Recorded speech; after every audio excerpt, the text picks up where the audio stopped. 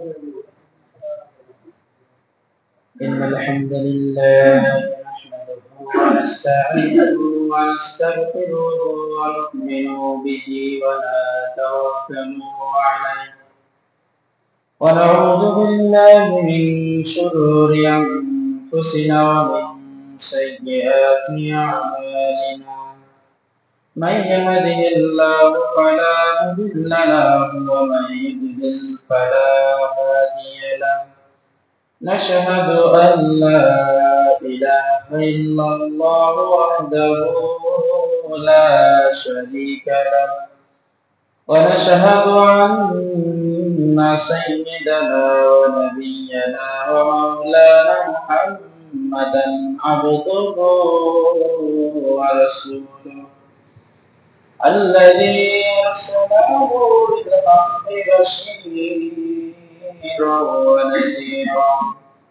وداعيا إلى الله بإذنه وسراجا وقمرا منيرا فقد قال الله تعالى في كلامه المجيد وفي فرقانه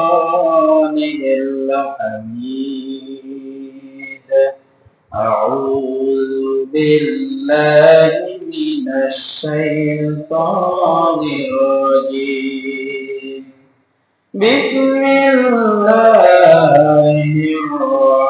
الرحمن الرحيم قل إن صلاتي ونسكي ومحياي ومماتي لله رب العالمين وقال الله تعالى أيضا لن ينال الله لحومها ولا دماؤها ولكن يناله التقوى منكم كذلك سخرها لكم لتكبروا الله على ما هداكم وبشر المحسنين إن الله وملائكته يصلون على النبي يا أيها الذين آمنوا صلوا عليه وسلموا تسليما اللهم صل على محمد وعلى آل محمد كما صليت على إبراهيم وعلى آل إبراهيم إنك حميد مجيد اللهم بارك على محمد وعلى آل محمد كما باركت على إبراهيم وعلى آل إبراهيم إنك حميد مجيد তুমি বলেছো রাসূল দেবে না তুমি বলেছো রাসূল দেবে না বলনি দেবে না বলনি দেবে না হামজাতারি খালিদ বিজয়ী সমর তুমি বলেছো রাসূল দেবে না গমনি দেবে না ওমরের জোর রাশিদার সেই খেলাফা ফিরিয়ে দেবে না আলোর সমাজ কেটে কেটে আধারেরা পৃথিবীতে আর তুমি কবু দেবে না খুলে সোনালি বলনি দেবে না হামজাতারি খালিদ বিজয়ী সমর তুমি বলেছো রাসূল দেবে না শুকরিয়া জ্ঞাপন করছি সেই মহান রব্বুল আলামিনের দরবারে যে রব্বুল আলামিন আমাদেরকে পবিত্রতম জুম্মার দিনে তার বাইতুল্লাহতে আগে ভাগে আসার এবং বসার তৌফিক দান করলেন। যে রব্বুল আলামিন অসংখ্য মানুষের ভিতর থেকে বাছাই করে তার ইবাদতের উদ্দেশ্যে বাইতুল্লাহ পর্যন্ত নিয়ে আসলেন। সে রবের প্রতি হৃদয়ের সত্যতা আবেগ উজাড় করে দিয়ে আমরা প্রশংসা জ্ঞাপন করছি, সকলে করছি আলহামদুলিল্লাহ। দুরূদ এবং সালাম বর্ষিত হোক মহান মানবতার মুক্তির দূত, শাফায়াতের কান্ডারি সাইয়্যিদুল মুরসালিন, খাতামান নাবিয়্যিন, যে নবীর ইত্তেবা অনুসরণ শাফায়াত ছাড়া আমরা তো জান্নাতে যেতে পারবো না, সেই নবীর প্রতি দুরূদ এবং সালাম সকলে করছি সাল্লাল্লাহু আলাইহি ওয়াসাল্লাম। মাগফিরাত কামনা করি ওই সব মুজাহিদ ভাইদের জন্য যারা আল্লাহর জমিনে আল্লাহর দ্বীন বাস্তবায়ন করতে যে জীবন হারিয়েছেন।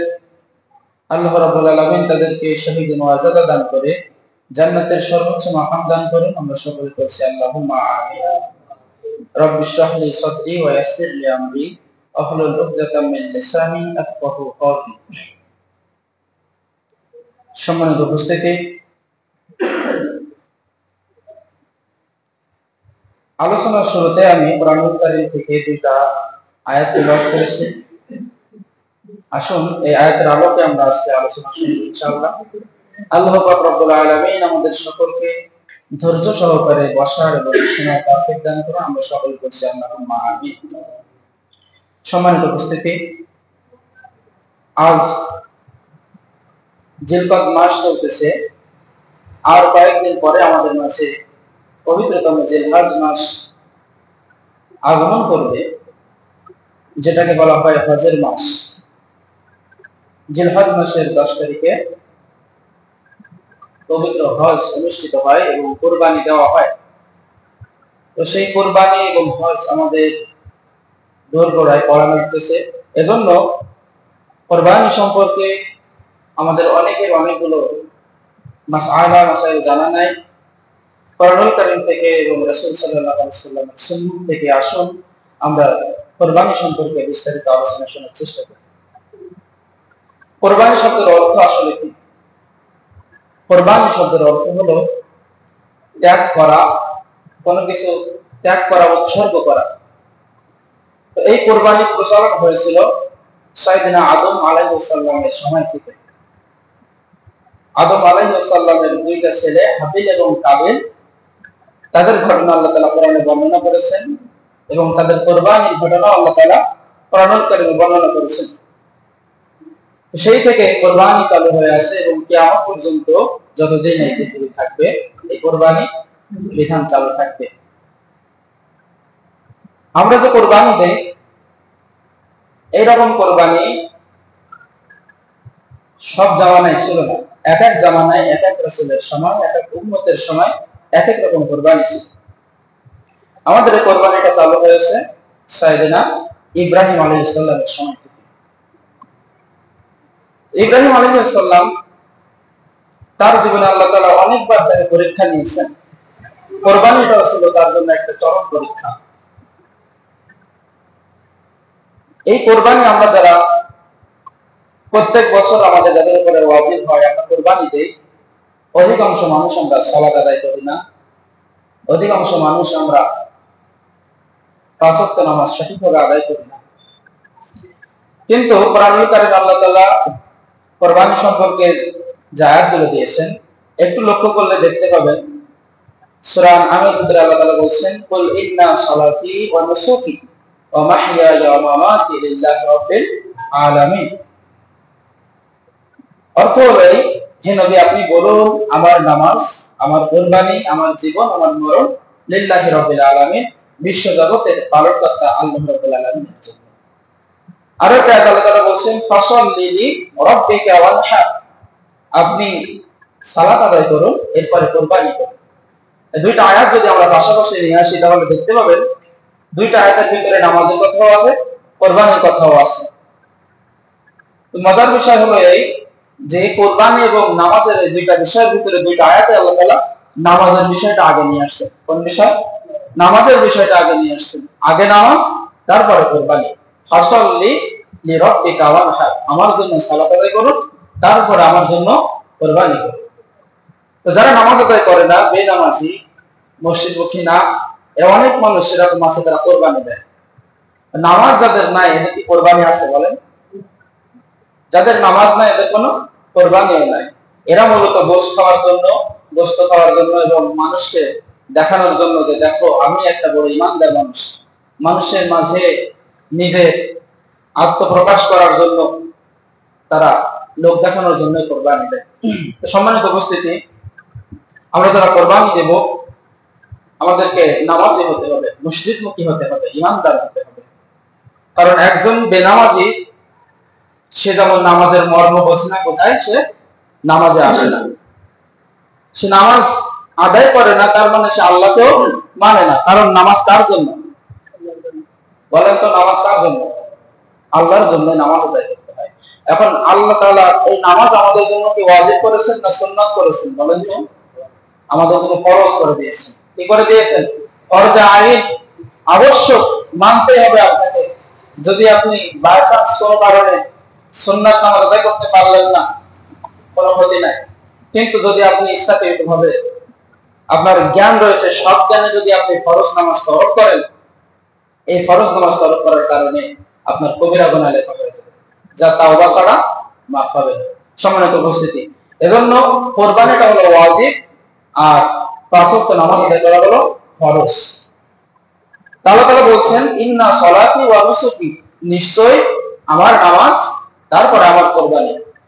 এজন্য নামাজ যাদের নাই, কোরবানি তাদের জন্য নয়। তো সম্মানিত উপস্থিতি, কোরবানি কিভাবে ফরজ হলো আসুন আমরা কোরআন থেকে বিস্তারিত জানি।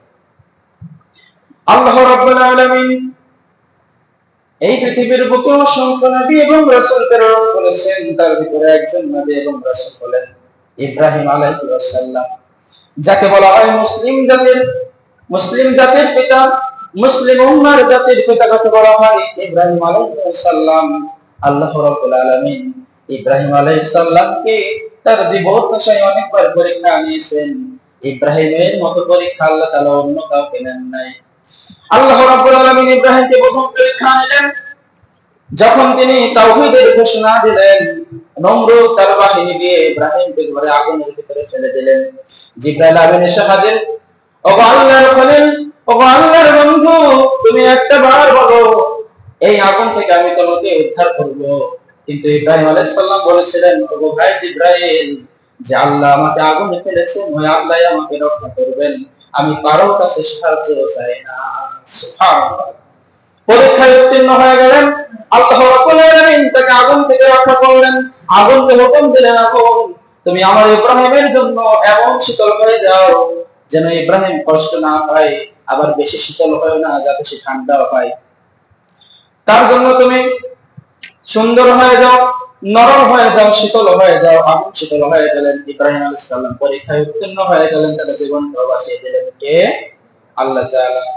এরপর আল্লাহ তাআলা ইব্রাহিম আলাইহিস সালামকে দ্বিতীয় পরীক্ষা দিলেন। যখন ইব্রাহিম আলাইহিস সালামের বয়স 80 বছর, বৃদ্ধ বয়সে ইব্রাহিম আলাইহিস সালাম আল্লাহর কাছে দোয়া করলেন। আল্লাহ রাব্বুল আলামিন সেই কথা কোরআনুল কারীমে বলেন, রব্বি হাবলি মিনাস সালিহিন। আল্লাহ রাব্বুল আলামিন বলেন ইব্রাহিম আলাইহিস সালাম আমার কাছে দোয়া করলেন, রব্বি হাবলি মিনাস সালিহিন, হায় আল্লাহ, হে আমার পরওয়ারদিগার, আপনি আমাকে এমন একটা সুসন্তান দান করুন যে আমার জন্য উপকারে আসবে। কার কাছে সন্তান চাইলেন? কত বছর বয়সে? 80 বছর বয়স। একজন বৃদ্ধ সে আল্লাহর কাছে সন্তান চাইলেন, আল্লাহকে দিবেন না? সে নবী বলে তাকে দিয়েছে, আপনি চাইলে আপনাকে কি দিবে না? প্রত্যেককে আল্লাহ তাআলা সন্তান দেন।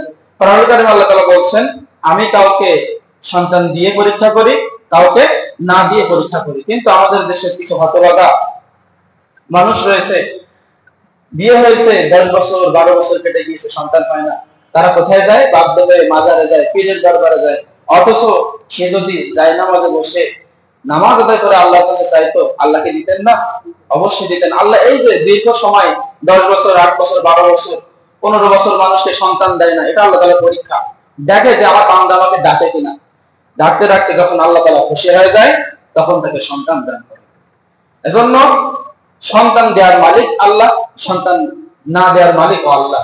আপনি যতই পীরের দরবারে যান, আল্লাহ আপনার ভাগ্যে কপালে সন্তান লিখে রাখে না, সন্তান হবে? সন্তান হবে না। এজন্য ইব্রাহিম আলাইহিস সালাম তিনি কোন পীরের দরবারে গেলেন না, কোন মাজারে গেলেন না, তিনি চাইলেন যিনি, তিনি কে? আল্লাহ তাআলা চাইলেন।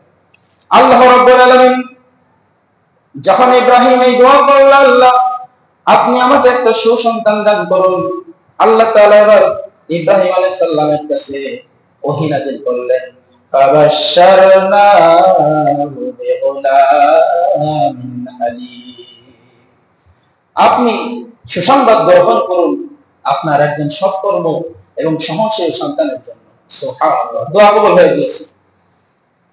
আল্লাহ রাব্বুল আলামিন ইব্রাহিম আলাইহিস সালামকে একটা পুত্র সন্তান দান করলেন, নাম রাখলেন ইসমাঈল। যখন কয়েক মাস কেটে গেল, আল্লাহ তাআলা হুকুম দিলেন, আবারও পরীক্ষা নিচ্ছেন আল্লাহ তাআলা ইব্রাহিমকে। ওগো ইব্রাহিম, তোমার কলিজার টুকরা সন্তান এবং তোমার স্ত্রী হাজেরাকে তুমি নির্বাসনে দিয়ে আসো। ইব্রাহিম আলাইহিস সালাম বিচলিত হলেন না, কষ্ট পেলেন না। 80 বছরের বয়সে সন্তান হয়েছে, সন্তানের বুকে একটা মায়া তার জন্মেছে, কিন্তু সন্তান, পরিবার, পরিজন, স্ত্রী চাইতে আল্লাহর হুকুম ছিল নবীদের কাছে সবচেয়ে বড়। সুবহানাল্লাহ, নবীদের কাছে সবচাইতে বড় ছিল আল্লাহর হুকুম। আল্লাহ যেটা হুকুম করতেন, তার জীবন চলে যাক, স্ত্রী, সন্তান, পরিবার, পরিজন, মা বাবা সবাই চলে যায়, এরপরেও কাউকে পরোয়া করতো না আল্লাহর হুকুম মানতে। ইব্রাহিম আলাইহিস সালাম দূর মরুভূমির বুকে তার স্ত্রী এবং তার কলিজার টুকরা সন্তানকে রেখে আসলেন। যখন তিনি রেখে আসতেছেন, কিছুদিনের খাবার এবং পানীয় আর কিছু নয়, কয়েকদিনের যে জামা কাপড় রেখে আসবে এরকম কোনো পরিস্থিতি নয়। একটা জামা কাপড় দিয়ে এবং কিছুটা খাবার, কিছু পানি দিয়ে যখন ইব্রাহিম আলাইহিস সালাম ফিরতেছেন, মা হাজেরা ডাক দিয়ে বলেন, ওগো প্রাণের স্বামী, আপনি আমাদেরকে এখানে কেন রেখে যাচ্ছেন? ইব্রাহিম আলাইহিস সালাম কষ্টে কোনো কথা বলতে পারলেন না, চোখ দিয়ে শুধু পানি পড়ে। দ্বিতীয়বার আবার জিজ্ঞাসা করলেন, কোনো কথা বলতে পারলেন না। তৃতীয়বার যখন জিজ্ঞাসা করলেন, মা হাজেরা তিনি মনে ভাবতেছেন যে এটা আল্লাহর ফয়সালা, না হলে তিনি এমন করবেন না। জিজ্ঞাসা করলেন, প্রাণের স্বামী, আপনি যে আমাদেরকে এইখানে রেখে যাচ্ছেন, এই ধুধু মরুভূমির বুকে, যেখানে কোনো মানুষজন নাই, খাবার নাই, পানিও নাই, এইখানে রেখে যাওয়ার জন্য কি আল্লাহ হুকুম দিয়েছে? ইব্রাহিম আলাইহিস সালাম তিনি পেছন ফিরলেন না, পেছনে তাকালে তাদের মায়া হবে, এজন্য তিনি সামনের দিকে তাকিয়ে বললেন, অবশ্যই অবশ্যই আল্লাহ তাআলা হুকুম দিয়েছেন বলে তোমাদের রেখে যাচ্ছি। মা হাজেরা তখন বললেন, প্রাণের স্বামী, আপনি দুঃখ করেন না, কষ্ট পাবেন না, হতাশ হবেন না, আপনি স্বাচ্ছন্দ্যে আনন্দে বাড়ি ফিরে যান। যে আল্লাহ হুকুম দিয়েছেন ওই আল্লাহ আমি এবং আমার সন্তানকে কোনোদিন না খাইয়ে মারবেন না। সুবহানাল্লাহ, ওই আল্লাহর প্রতি আমার পূর্ণ আস্থা রয়েছে, আপনি বাড়ি চলে যান। অবশ্যই আল্লাহ এইখানে রেখে দিয়েছেন, রেখে যেতে বলেছেন, ওই আল্লাহ আমাদেরকে হেফাজত করবে। সুবহানাল্লাহ। ইব্রাহিম আলাইহিস সালাম ফিরে আসলেন বাড়িতে। মা হাজেরা এবং ইসমাঈল আলাইহিস সালাম ধুধু মরু প্রান্তরে কিছুদিন যাওয়ার পরে পানি ফুরিয়ে গেল, খাবার ফুরিয়ে গেল। এইবার খাবারের খোঁজে, পানির খোঁজে মা হাজেরা ছোটাছুটি করতে লাগলো। মা হাজেরা এদিক সেদিক ছোটাছুটি করতে লাগলো, দিক বিদিক হয়ে ছুটতে ছুটতে তিনি সাফা পাহাড়ের উপরে উঠলেন। সাফা পাহাড়ের উপরে পানি পেলেন না, দৌড়ে এসে মারওয়া পাহাড়ের উপরে উঠলেন। সাফা মারওয়া তিনি বারবার দৌড়াচ্ছিলেন আর পানির খোঁজ করতেছিলেন, কোথায় একটুখানি পানি পাওয়া যায়। এই সাফা মারওয়া সাই করা, এইটা প্রত্যেক মানুষের জন্য যারা হজ করতে যাবে কিয়ামত পর্যন্ত আল্লাহ তাআলা প্রত্যেক হাজীর জন্য ওয়াজিব করে দিয়েছে। সুবহানাল্লাহ। কিসের জন্য? এই মা হাজেরা তার সন্তানের জন্য পানির খোঁজে একজন মহিলা পাহাড়ের উপর থেকে এই পাহাড় থেকে ওই পাহাড় দৌড়াদৌড়ি করেছিলেন। আমার আল্লাহর কাছে এত ভালো লেগেছিল, এই সাই করা আল্লাহ তাআলা কিয়ামত পর্যন্ত যত মানুষ হজ করবে প্রত্যেকের জন্য এই সাফা মারওয়া সাই করা ওয়াজিব করে দিলেন। সুবহানাল্লাহ। যখন মা হাজেরা পানি না পেয়ে ফিরে আসতেছেন, আল্লাহ তাআলা জিবরাইলকে হুকুম দিলেন, জিবরাইল যাও যাও চলে যাও, আমার ইসমাঈল যেখানে পায়ের গোড়ালি দিয়ে আঘাত করতেছে সেইখানে তুমি পায়ের লাথি দিয়ে সেখানে যে তুমি পা দিয়ে আঘাত করো। আল্লাহ শুধু এতটুকু বললেন, জিবরাইল যাও, আমার ইসমাঈল যেখানে পায়ের গোড়ালি দিয়ে আঘাত করতেছে তুমি সেখানে যে একটা পায়ের আঘাত করো। জিবরাইল এসে সেখানে পায়ের আঘাত করলেন। মুহূর্তের ভিতরে আল্লাহ তাআলা জমিনটাকে উৎরে দিয়ে সেখান থেকে পানি বের করে দিলেন। মা হাজেরা যখন ফিরে আসলেন দেখতে পেলেন পানি বহর, পানি বয়ে যাচ্ছে, এতটাই পানি। কিতাবের ভিতরে আসছে যদি মা হাজেরা হয়তো পাথর দিয়ে আটকে না দিত তাহলে সমস্ত পৃথিবী পানির তলায় তলিয়ে যেত। সুবহানাল্লাহ। মা হাজেরা ফিরে আসলেন, এসে দেখলেন সন্তানের পায়ের গোড়া থেকে পানি বের হচ্ছে। তিনি চারিদিক থেকে পাথর জোগাড় করলেন, পাথর এনে তিনি চারিদিক থেকে যখন ঘিরে দিলেন, এরপরও পানি বন্ধ হয় না। তিনি তখন বললেন জমজম। জমজম শব্দের অর্থ হলো থাম থাম। দুইবার বললেন। কি বললেন? জমজম, থেমে যাও। তাদের ভাষা ছিল এটাই। তিনি বললেন জমজম, থেমে যাও। আল্লাহ তাআলা পানিকে থামিয়ে দিলেন, কিন্তু পানির যে উৎস সেটা বন্ধ হলো না। কিয়ামত অবধি, যতদিন পর্যন্ত কিয়ামত না হবে, পৃথিবী থাকবে, কোটি কোটি হাজী যতদিন হজ করতে যাবে তারা ওই পানি পান করবে। শুধু তাই নয়, সমগ্র আরবের মানুষেরা ওটা পান করে, এরপরে ওই পানি ফুরায় না। সুবহানাল্লাহ। প্রত্যেক বছর লক্ষ লক্ষ গ্যালন পানি ওখান থেকে উত্তোলিত হয়, এরপরেও বিন্দু মাত্র পানি কোনোদিন কমে যায় না। সুবহানাল্লাহ। এই কুদরত, এই নিয়ামত আল্লাহ তাআলা আপনার আমার সবার জন্য নয়, যারা ঈমানদার হবেন, যারা আল্লাহ তাআলার মুত্তাকি বান্দা হবেন, তাদের জন্য এই নিয়ামতগুলো আল্লাহ তাআলা পৃথিবীর বুকে সৃষ্টি করে রেখেছেন। পৃথিবীর বুকে আল্লাহ রাব্বুল আলামিন এমন কোন শহর নাই যেখানে মানুষ নিরাপদে থাকতে পারে। এই দুইটা শহর বাদে, এক হলো মক্কা আর এক হলো মদিনা। এই দুইটা শহর আল্লাহ তাআলার রহমতের চাদর দিয়ে সব সময় আবৃত থাকে। সুবহানাল্লাহ। প্রতিদিন লক্ষ লক্ষ রহমত ঝরে পড়ে মক্কা এবং মদিনার শহরে। সম্মানিত উপস্থিতি, যখন ইসমাঈল আলাইহিস সালাম বড় হলেন, কোরআনুল কারীমে আল্লাহ তাআলা বলেন ফালাম্মা বালাগা মাআহুস সাআয়া, যখন ইসমাঈল আলাইহিস সালাম হাঁটা চলার বয়সে উপনীত হলেন। তাফসীরকারগণ এক একজন এক এক রকম বর্ণনা করেছেন। কেউ কেউ বলেছেন যখন আমাদের দেশে যেমন বলে নিজের পায়ে দাঁড়ানো, নিজে উপার্জন করে খাওয়ার মতো ক্ষমতা যখন হলো, ওই সময়ের কথা বলা হয়েছে। আবার কেউ কেউ বলছেন না, তার 7-8 বছর কিছুটা জ্ঞান হয়েছে। তো এখানে বেশিরভাগ তাফসীরকারগণ যেটা লিখছেন সেটা হলো যে তার যখন উপার্জন করার ক্ষমতা যখন সৃষ্টি হলো, ওই সময় আল্লাহ তাআলা ইব্রাহিম আলাইহিস সালামকে স্বপ্ন দেখাচ্ছেন যে তুমি তোমার সন্তানকে জবাই করে দাও, কুরবানি দিয়ে দাও আমার জন্য। স্বপ্নে দেখিয়েছেন। কি করেছেন? স্বপ্ন। সরাসরি জিবরাইল এসে তাকে বলেন নাই, আল্লাহ শুধু তাকে রাতের বেলায় স্বপ্নে দেখিয়েছেন। এই স্বপ্ন পূরণ করার জন্য 1 বছর 2 বছর নয়, দীর্ঘ 10-12 বছর সেই সন্তান এবং স্ত্রীর মুখ তিনি দেখেন নাই। কার হুকুমে? আল্লাহর হুকুমে। 10-12 বছর সন্তানের খোঁজ নেয় নাই, স্ত্রীর খোঁজ নেয় নাই। 10-12 বছর পরে যখন স্বপ্ন দেখলেন, তিনি ফিরে আসলেন সেই মরুভূমির বুকে। যখন তিনি আসলেন কোরবানি দেওয়ার জন্য, এসে সন্তানকে বলছেন, হে আমার কলিজার টুকরা সন্তান। কোরআনুল কারীমে আল্লাহ তাআলা সুন্দর করে লিখছেন, ইয়া বুনাইয়া ইন্নী আরা ফিল মানামি আন্নী আযবাহুকা ফানজুর মাযা তারা। হে আমার কলিজার টুকরা সন্তান, আমি স্বপ্নে দেখলাম আমি তোমাকে জবাই করতেছি, তোমার অনুভব কি? এখন তোমার মতামত বলো।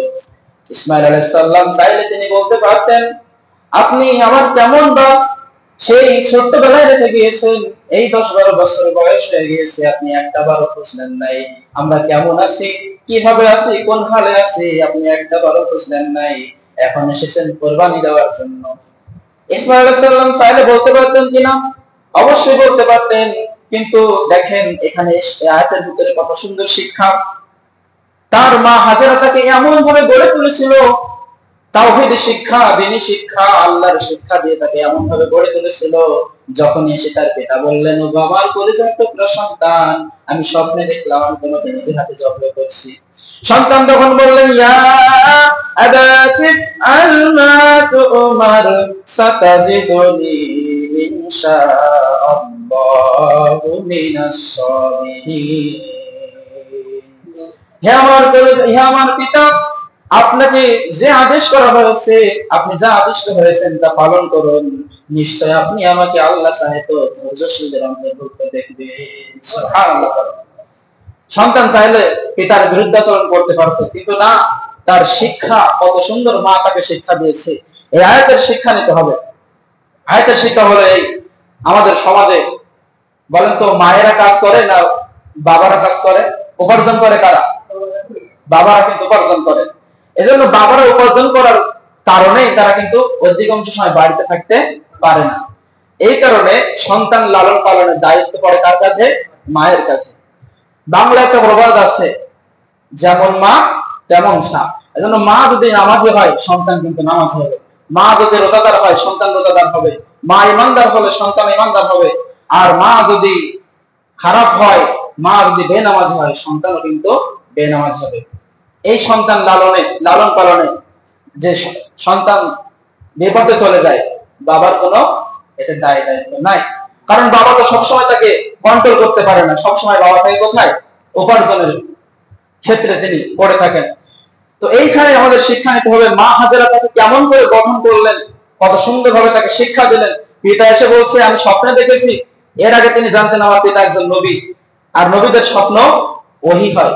তিনি এই কথা জানতে পেরে বললেন, আমার পিতা আপনি আমাকে যে আদেশ পেয়েছেন সে আদেশ পালন করুন, আপনি আমাকে ধৈর্যশীলদের অন্তর্ভুক্ত দেখবেন। সুবহানাল্লাহ। এজন্য সন্তানকে সুশিক্ষা দিতে হবে। তো আমরা সেদিকে না যাই, আমরা আয়াতের দিকে ফিরে আসি।